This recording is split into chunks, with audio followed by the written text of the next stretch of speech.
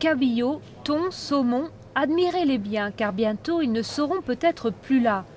90% des poissons carnivores auraient déjà disparu des océans. En cause la pollution et la pêche intensive, ce pêcheur de la côte est des États-Unis accuse les grosses sociétés commerciales. Elles dépouillent les réserves de petits poissons comme les harengs qui servent de nourriture aux gros.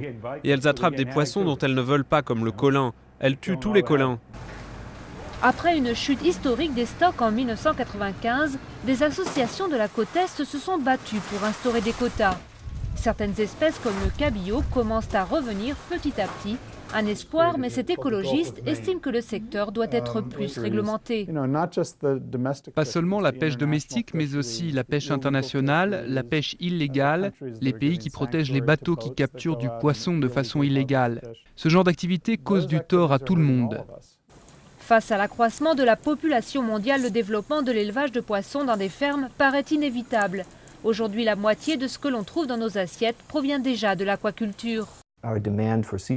Notre demande en produits marins dépasse largement ce que l'océan peut fournir. Donc la seule façon de produire plus, c'est par l'élevage, comme on le fait avec les animaux de ferme. Or, les élevages sont très controversés, ils ont parfois abusé des antibiotiques, mais selon ce spécialiste, le problème aujourd'hui est surtout de trouver assez de nourriture pour ces poissons qui ont un grand besoin en acide oméga 3 contenu dans d'autres poissons. La nourriture de ces poissons d'élevage est composée principalement de petits poissons sauvages. Si à l'avenir on veut élever plus de poissons carnivores, il va falloir que l'on trouve d'autres sources d'ingrédients pour les nourrir.